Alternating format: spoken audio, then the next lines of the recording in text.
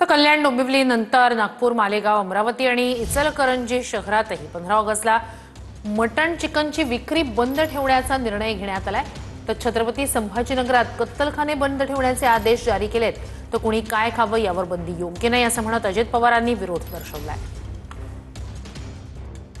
सगळ्यात आधी या संदर्भातील आदेश कल्याण डोंबिवलीत निघाला, त्यानंतर नागपूर, मालेगाव, छत्रपती संभाजीनगर आणि अमरावतीत सुद्धा चिकन मटणची विक्री बंद ठेवण्याबाबतचे आदेश जारी झालेले आहेत। छत्रपती संभाजीनगरमध्ये कत्तलखाने बंद राहण्याबाबतचे आदेश जारी झाले। अर्थात विरोधकांकडून या आदेशाला विरोध होतोय।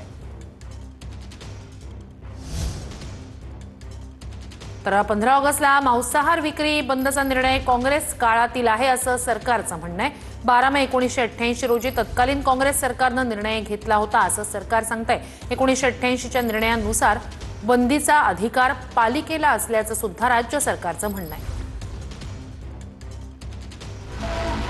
महाराष्ट्रामध्ये काही महापालिकांमध्ये 15 ऑगस्ट रोजी कत्तलखाने आणि मांसाहार विक्रीची दुकानं बंद ठेवण्याचा निर्णय घेतला, पण तो निर्णय आजचा नाहीये।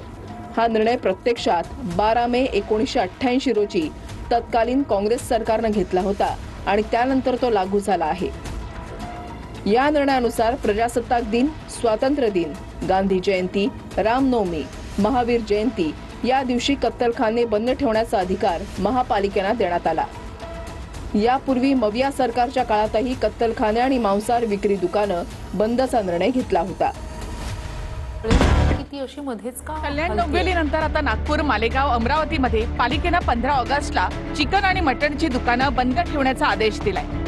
आतापर्यंत राज्यामध्ये 4 महापालिकांनी मटण चिकनची दुकानं 15 ऑगस्टला बंद ठेवण्याचे आदेश दिले आहेत। दरवर्षीप्रमाणे कत्तलखाने बंद ठेवण्यासाठीचा आणि मांस विक्रीचा आदेश जो आहे हा दरवर्षीप्रमाणे काढण्यात येतो। हा मागच्या कित्येक वर्षापासून काढण्यात येत आहे, ह्याच वर्षी काढलेला आहे असं नाही आहे। आदेश जे आहेत हे मागील बऱ्याच वर्षापासून 1988 पासून अशा प्रकारचे आदेश काढण्यात येत आहेत। हा आदेश फक्त त्या दिवशीच्या मांस विक्रीपुरता आहे, कुणाच्याही खानपानाविषयीचा हा आदेश नाही आहे। त्यामुळं कुणीही याच्यामध्ये कुठल्याही प्रकारचा संभ्रम यामध्ये ठेवू नये। 15 ऑगस्ट स्वातंत्र्य दिनानिमित्त जे लहान आणि मोठ्या जनावरांचे कत्तलखाने आहेत ते पूर्णपणे बंद ठेवण्यात येणार आहे।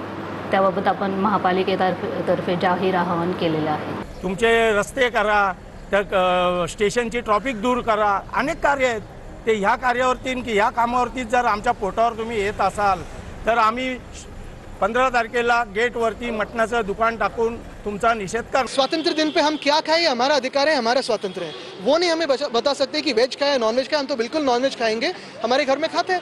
हमारे घर में नवरात्रि को भी हम हमारा जो प्रसाद होता है उसमें प्रॉन्स होते हैं, मच्छी होती है, क्योंकि ये हमारी परंपरा है, ये हमारा हिंदुत्व है। और वहाँ की जो आगरी कोड़ी बांधे हुए वो कहाँ जाएंगे?